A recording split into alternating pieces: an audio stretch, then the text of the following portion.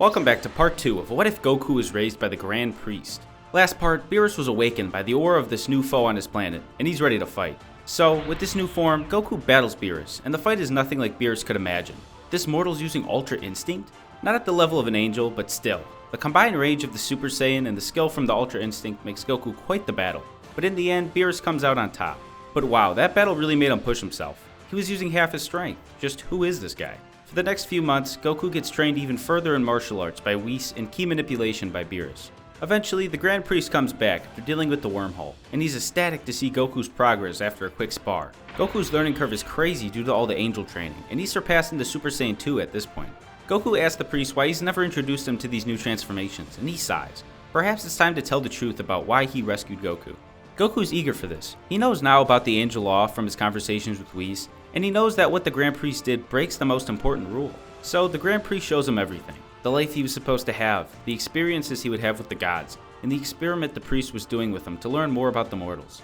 Goku's blown away by this. He had no idea he was harboring such a secret. A whole different life was just ingrained into his head.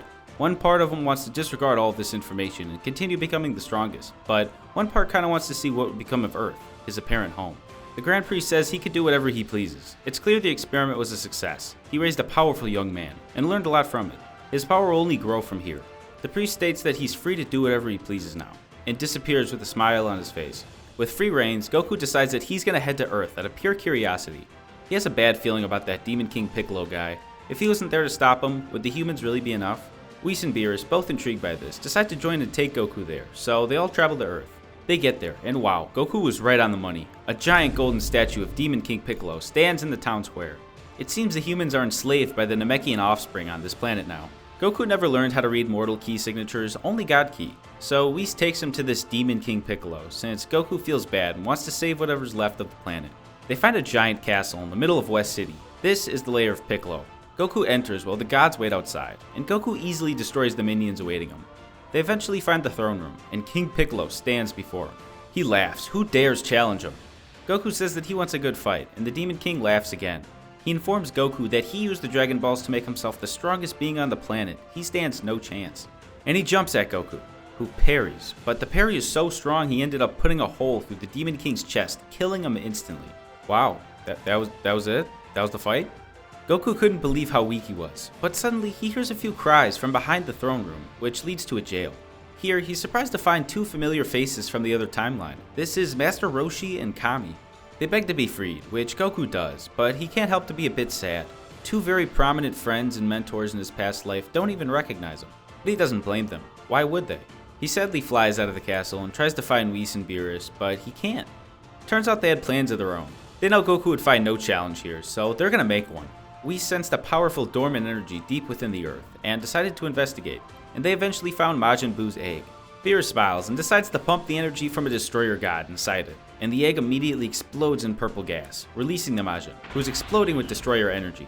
They rush back to Goku and tell him to stop looking so glum. There's a real challenge here, and Majin Buu flies into the city. Goku smiles, feeling Beerus' key inside the creature. Let's do it. He clashes with the Majin, and the battle's actually pretty fun. He could really let loose a bit. He feels Beerus behind every swing of Buu's fist, and Goku actually gets backed into a corner, and results to powering up into Super Saiyan.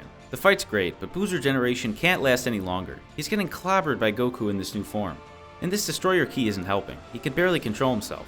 Goku eventually sends Buu straight into the ground, and launches a new attack he's been developing, the Hakai, straight at him.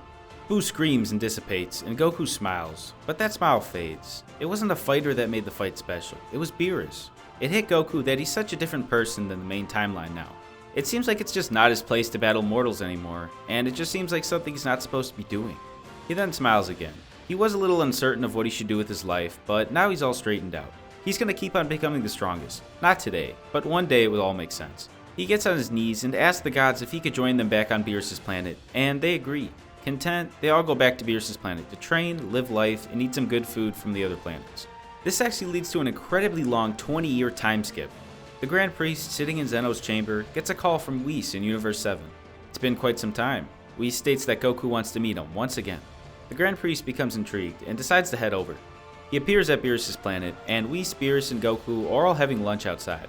Goku stands up and shakes his hand. He believes he's ready to once again spar with his first master.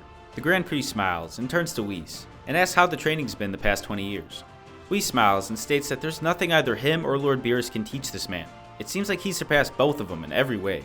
The Grand Priest smiles and prepares for combat. No holding back, he wants to see everything Goku's got. Goku puts his head down and screams, releasing the ultimate form created from 38 years of God training. Behold, Goku's full power. He's learned to perfectly combine the anger of the Saiyan with the tranquility of the Angel, becoming Mastered Ultra Instinct Super Saiyan 3 Goku. Before they clash, the Grand Priest determines that they would destroy the universe if this played out, so he opens a pocket dimension, and the two enter. They begin to clash, and the entire dimension shudders. The Grand Priest has never battled anyone so powerful before. He's reached the pinnacle of martial arts. Every punch, kick, and parry is perfect. He's the absolute blend of everything he's ever witnessed. He's the tranquility of the Angel, the power of the Destroyer God, and the pride of the Saiyan. The battle would have surely destroyed the entirety of Universe 7, perhaps even the multiverse, so the priest is glad that he chose the pocket dimension. But even this dimension is failing. After an intense clash between Goku's full power Ultra Instinct Hakai and the Grand Priest's Antimatter Blast, the dimension is reaching its limit. They both know this needs to end now. And in the end, the Grand Priest stands, with not much fight left in him. Goku had the edge in strength, and might have even beat him if it wasn't for the hidden skills and abilities of the Grand Priest. He takes Goku in his arms, feeling a bit nostalgic, and carries him out of the pocket dimension that's about to collapse. He thanks Whis and Beerus for all the help in raising the boy, and they both wave, and say it was their pleasure. Hell, it was even fun at times, and they laugh a bit. And just like that, Grand Priest takes Goku to the Temple of Grand Zeno. By now, Goku's up and confused as of where he is. The priest explains, this is the home of Zeno, the ruler of the Omniverse.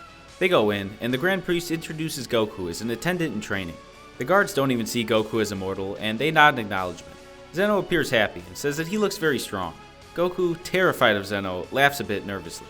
And from here on, Goku becomes the attendant of the Grand Priest, helping him out with tasks and checking on the various gods and angels of the multiverse. The Grand Priest and Goku actually work together for the next 20 years. During this time, the priest slowly but surely teaches Goku everything he has to know about the multiverse, and the duties of the Grand Priest. Day by day, he becomes more acquainted with his role, as well as the prominent figures in the multiverse. This leads to Goku having a bond with Zeno. He reminds him of a younger version of himself in a way, living his life and having fun on planet Vegeta. Although it's not as loose as the relationship in the main timeline. After all, Goku spent much more time living as an angel in training, and understands godly etiquette. And this is life for Goku from now on. One day, at the end of the 20 years, the Grand Priest reaches out telepathically to Goku, and asks to spar once again. Goku's very surprised. The passive Grand Priest wants to spar with him? It's been quite some time since they fought, so Goku eagerly accepts, and teleports over to his location. The Grand Priest smiles and opens a massive pocket dimension. He's been charging one of these for the last few days, so they won't have the same issue as before. They both go in and prepare to spar. Goku once again powers up to the Mastered Ultra Instinct Super Saiyan 3 form. Or just the Super Saiyan 3 form, because he's always in the Mastered Ultra Instinct form. But the form that stands before the priest is incomparable to the form he's battled 20 years ago. It's not necessarily the form that's changed, but the man. So much more mature, so much more confident in his abilities. It's almost like looking in a mirror. He's simply another Grand Priest at this point. He might even be... He stops thinking, smiles, and prepares for combat. And the fight is legendary. It's the greatest battle in the history of the Omniverse. The Grand Priest fights with all of his power, but realizes that he can't win with the abilities of the Grand Priest, since Goku now knows these same abilities.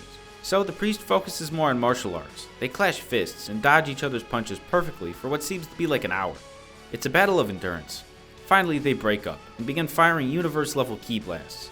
Even this reinforced pocket dimension is beginning to shudder, and after one final attack on each other, the Grand Priest finally does a slip-up, and Goku connects, punching the Grand Priest with the power of the multiverse at his fists.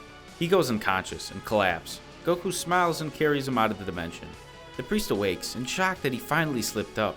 It must have been millions of years since that happened. Maybe he's finally lost it. You're the whole reason I ever got strong. I was bound to beat you one day. The Grand Priest laughs as well, and states that this must be the day he's waited for his entire life. Goku, it's time for your next story. He smiles and puts his hand on Goku's face. The area erupts in godly ki. Here, the Grand Priest pours all of his life energy into Goku, similar to what Elder Kai did to him in canon during the Busai. He also transfers the earliest memories of his time training Goku on planet Vegeta. Goku doesn't know what to say. What has he done? The priest says that his time has come. After hundreds of millions of years, he's finally found his successor. Goku is now finally an immortal. The priest begins to turn into dust, and Goku begins to cry, but the priest tells him to keep his tears. With his last remaining power, he creates Goku the outfit he offered him many years ago. It seems like you're finally ready to wear it.